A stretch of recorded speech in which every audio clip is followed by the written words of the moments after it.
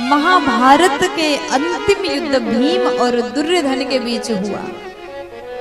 विशाल युद्ध, महाभारत का विशाल युद्ध जब हुआ तो भगवान कृष्ण पांडव के पक्ष में थे और कौरव के पक्ष में भगवान की नारायणी सेना है। और इस विशाल युद्ध में पांडव जीत गए। अंतिम युद्ध किसके बीच में हुआ? भीम और दुर्योधन के बीच। जैसे भीम जी ने अपना गदा प्रहार किया, दुर्योधन के जांग पर लगा, जंगा विदीर्ण हुआ, कौरव हार गए, पांडव जीत गए। अब भगवान पांडवों से कहते हैं कि देखो, जिस दिन तुम्हें विजयी मिल जाए तो शिविर में रहना उचित नहीं है। शत्रु पक्ष कभी भी आक्रमण कर सकते हैं, इसलिए यहाँ से चलो, थोड़ा दूर चलते हैं। तो भगवान पांडवों को लेकर के थोड़ा दूर चले गए और यहाँ दुर्योधन रो रहा है, हार गए, शोक मना रहा है। तो इतने में अश्वत्थामा पहुंचा और अश्वत्थामा जैसे पहुंचा, दुर्योधन से कहता है कि महाराज, अगर आपने अपने सेनापति हमको नियुक्त कर दिए होते तो आज आप जीत मना रहे होते। दुर्योधन बोला, अभी भी कुछ नहीं बिगड़ा, अभी जाकर के पांडव को मार के आओ। प्यार से बोलो, जोर से बोलो ना, आप लोग थोड़ा मौन होकर के रहिएगा और शांति से सुनिएगा। राजा परीक्षित के बारे में बताया जा रहा है। तो हुआ क्या, पांडव जीत गए तो ये दुर्योधन रो रहा है। अश्वत्थामा कहता है कि अगर आपने हमको सेनापति बना दिए होते तो आज जीत मना रहे होते। दुर्योधन बोला कि अभी भी कुछ नहीं बिगड़ा, जाकर के पांडव को मार के आ जाओ। तिलक लगा दिया, तुरंत भेज दिया। उधर माता द्रौपदी ने पांडवों के 5 पुत्र को शयन कराया, शिविर में छोटे छोटे बच्चों को सुला दिया। और जैसे माँ अपने कक्ष में शयन करने के लिए चली गई, इधर अश्वत्थामा रात में गया और सोए हुए नींद में जो बालक सो रहे थे, बालक के सिर को काटा। एक साथ 5 बच्चों के सिर को काट करके सिर लेकर के आया। जैसे एक साथ 5 बच्चों को मार करके अश्वत्थामा दुर्योधन के पास पहुंचा, सिर लेकर के गया। दुर्योधन ने दूर से देखा, बड़ा हर्षित हुआ, प्रसन्न हुआ, मेरे शत्रु पांडव मर गए, अर्थात जीत हमारा हुआ। दुर्योधन हंसने लगा, प्रसन्न हो रहा है, खुशियां मना रहा है। और जैसे पास में आए और अश्वत्थामा ने वो 5 सिर हाथ में रख दिया, दुर्योधन के हाथ में बच्चों का सिर जैसे आया, बच्चों का सिर अत्यंत कोमल था। वो समझ गया ये पांडव नहीं, पांडव पुत्र है। जैसे पता चला, रोने लगा, व्याकुल हुआ, अरे अश्वत्थामा, ये तुमने क्या कर दिया? तुमने तो बच्चों को मारा और तुमने इस प्रकार हमारे कुल को नाश कर दिया। अब इस कुल में पानी देने के लिए भी कोई जीवित नहीं है। रोने लगा, अति दुखी हुआ। रोते रोते दुर्योधन का प्राण निकल गया, वो मर गया। इधर माता द्रौपदी सुबह सुबह अपने बच्चों को जगाने के लिए उनके कक्ष में गई। माता द्रौपदी ने देखा, जहां पर 5 बच्चों को सुलाया था, एक भी बालक जीवित नहीं है। चारों ओर रक्त बह रहा है, बच्चों का शरीर तो है परंतु सिर नहीं है। इस दृश्य को देख करके माता द्रौपदी रोने लगी, चिल्लाने लगी, तड़पने लगी। जिस माँ के पुत्र एक साथ मारे गए हो, उस माँ के भीतर कैसी पीड़ा हो रहा होगा। मैया रो रही है। माता से सोना निधनम सुताना निसम्य घोरम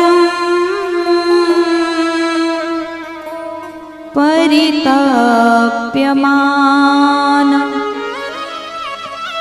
तदा रुदाद्वास्पं कलाकुलाक्षी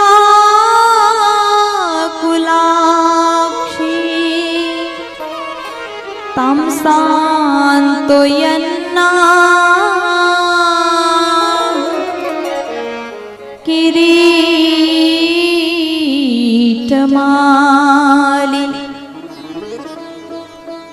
माता शिशूनाम निधनम सुतानम। आज देवी द्रौपदी अपने बच्चों को मृत अवस्था में देख करके रोने लगी, तड़पने लगी, व्याकुल हो रही है। पुत्र विरह में तड़प करके मैया रो रही है, जमीन में लेट करके रो रही है। न जाने कौन सा वो पापी होगा जिसने हमारे छोटे बच्चों को मार दिया, कितना निर्दयी होगा जिसने बाल हत्या किया। मैया रो रही है। इधर पांडव भगवान को लेकर के आए, प्रभु के साथ में पांडव आए हैं। अर्जुन ने देखा, देवी ये किसने किया, कौन पापी है जिसने हमारे बच्चों को मारा। मैया बोली, हमको कुछ भी पता नहीं है। मैंने बच्चों को सुलाया, अपने कक्ष में गई, सुबह जगाने आई तो मृत अवस्था में बच्चों को पा रही हूँ। अर्जुन ने कहा, देवी चिंता मत करो, जिस पापी ने हमारे बच्चों को मारा, हम आपके सामने प्रतिज्ञा करते हैं, उस पापी को ला करके आपके सामने उसका सिर और शरीर हम अलग कर देंगे। तुरंत अर्जुन भगवान को लेकर के चले गए। अश्वत्थामा भाग रहा था। भगवान कृष्ण ने कहा कि ये अश्वत्थामा पकड़ लो। अर्जुन ने पकड़ लिया, रथ में बिठा लिया। भगवान बोले, अर्जुन ये क्या कर रहे हो, ये पापी है, ये आतता, इसे मार दो, इसे मत छोड़ो। अर्जुन बोले, प्रभु अभी नहीं, द्रौपदी के सामने लेकर के हम जाएंगे, उसके सामने इसे मारूंगा। जैसे द्रौपदी के सामने अश्वत्थामा को लेकर के गए, देखते ही देवी द्रौपदी कहती है, इसको मत मारिए, जाने दीजिए। देखो कौन सी वो माँ होगी जिसके एक साथ 5 बच्चों को जिस पापी ने मारा, उसके ऊपर भी दया का भावना। महाभारत की ये नारी द्रौपदी, जिसका हृदय इतना महान है, सभी के प्रति करुणा के भाव रखने वाली द्रौपदी कहती है कि इसे मत मारिए, कारण ये ब्राह्मण है, अगर आप इसको मारोगे तो ब्रह्म हत्या का पाप आपके ऊपर लगेगा। फिर देवी जी कहती है, अगर आप इसको मारोगे ना तो आज जिस प्रकार पुत्र के विरह में मैं तड़प रही हूँ, वो दशा इसकी माँ को होगा। और एक तो ये गुरु पुत्र है, इसलिए जाने दीजिए, मत मारिए। द्रौपदी के बात पर युधिष्ठिर जी सहमत हैं, लेकिन भीम जी को बड़ा क्रोध आया, अर्जुन क्या कर रहे हो, तुम मारो नहीं तो हम मारेंगे। तुरंत उठ करके तैयार हो गए भगवान की ओर। कोई देख नहीं रहा, आपस में ही चर्चा कर रहे हैं। द्रौपदी रोक रही है, अर्जुन कहते हैं इसे छोड़ना नहीं है, इसे तुरंत मार दूंगा। द्रौपदी बार बार कहती है, मत मारिए। आपस में बातचीत कर रहे हैं, भगवान दूर खड़े देख रहे हैं। थोड़ी देर बाद अर्जुन ने भगवान को पूछा, प्रभु आप क्यों शांत हो, क्यों कुछ नहीं बोल रहे। भगवान कहते, मुझे लगा कि आपकी ये फैमिली मैटर है, आपस में चर्चा हो रही है, तो हम बीच में क्यों आए। देखो, जब तक सलाह आपसे नहीं मांगा जाए तब तक आप सलाह मत दीजिए। किसी का आदत होता है बिन मांगे सलाह देते हैं। किसी ने कहा, दुनिया में सलाह ऐसी चीज है, दुनिया में सलाह सबसे सस्ती चीज है, एक से मांगो हजारों से मिल जाता है, लेकिन सहयोग सबसे ज्यादा महंगा है। हजारों से मांगो तब जाकर के किसी एक से बड़े मुश्किल से मिलता है।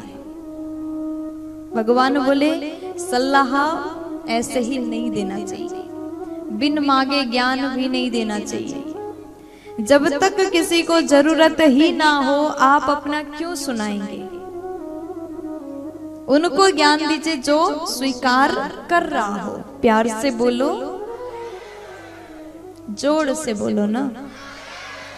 भगवान बोल रहे हैं, हम इंतजार कर रहे हैं कब हमें आप पूछोगे। तो भगवान से पूछा, प्रभु क्या करना चाहिए, आप तो धर्म के वक्ता, आप ज्ञानी, बताइए। प्रभु बोल रहे हैं, मत्तम प्रमत्तमुन मत्तम सुप्तम बालम स्त्रियम जड़म प्रपन्नम विरथम भीतम नरिपुम हन्ति धर्मवीर। देखिए, बच्चों को मारने वाला सबसे बड़ा पापी होता है। जिसने बाल हत्या किया वो आतताई है। सुप्तम बालम स्त्रियम जड़म, सोए हुए बच्चों को मारना महापाप है। स्त्री को मारना महापाप है। स्त्री को जान से मारना महापाप है। शास्त्र तो ये कहते हैं नारी के ऊपर हाथ उठाना भी महापाप है। इसलिए सदैव नारी शक्ति का सम्मान करिएगा। यत्र नार्यस्तु पूज्यन्ते रमन्ते तत्र देव। जहां पर नारी शक्ति का पूजन होता है, सम्मान होता है, वहां देवता भी रमण करते हैं, प्रसन्न हो जाते हैं। इसलिए नारी का सम्मान करना हम सभी का धर्म है। प्यार से बोलना पड़ेगा। रमन्ते तत्र देवता, वहां देवता प्रसन्न हो जाते हैं। आज भगवान से पूछते हैं क्या करना चाहिए। धर्म यही कहता है नारी को नहीं मारना चाहिए, बच्चों का हत्या नहीं करना चाहिए। ऐसे व्यक्ति आतताई महापापी होते हैं। शत्रु के ऊपर भी आक्रमण तब नहीं करना चाहिए जब शत्रु कमजोर हो, भयभीत हो, उसके पास में शस्त्र अस्त्र ना हो, तब आक्रमण करना धर्मोचित नहीं है। अब अर्जुन बोले कि प्रभु अब बताइए हमारे लिए क्या आदेश उचित होगा, आप जैसा कहेंगे हम करेंगे। भगवान कहते हैं अर्जुन मैं वही बोलूंगा जो उचित होगा, मैं अनुचित नहीं बोल सकता। इसलिए आपको हम जो आदेश करेंगे उसका पालन करना होगा। अर्जुन बोले प्रभु स्वीकार है, बताइए ना। तो भगवान कहते हैं ब्रह्मबंधोर नहान्ताव्या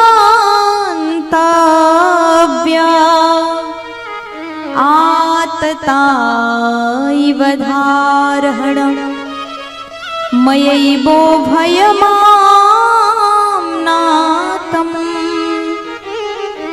परिपाह्यनुशासनम्।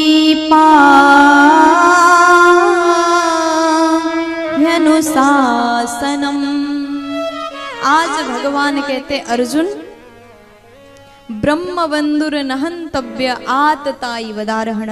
ब्राह्मण को मारना पाप है, लेकिन आतताई को छोड़ना भी पाप है।